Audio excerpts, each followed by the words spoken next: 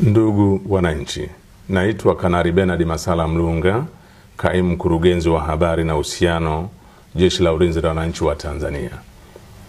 Jeshi la Ulinzi la Wananchi wa Tanzania linautaarifu umma wa Tanzania kuwa kumejitokeza baadhi ya watu wanaotumia mitandao ya kijamii kuweka maudhui yanayochochea kuliingiza jeshi katika mambo ya siasa. Aidha, baadhi ya hoja hizo zinatolewa na watu waliopo katika mazingira ya kijeshi kujinasibisha na jeshi, walioachishwa na jeshi kwa tabia na mwenendo mbaya, pamoja na kujihusisha na siasa na wanaharakati.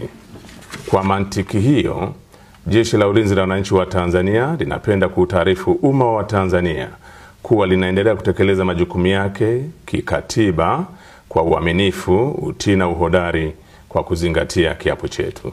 Asanteni.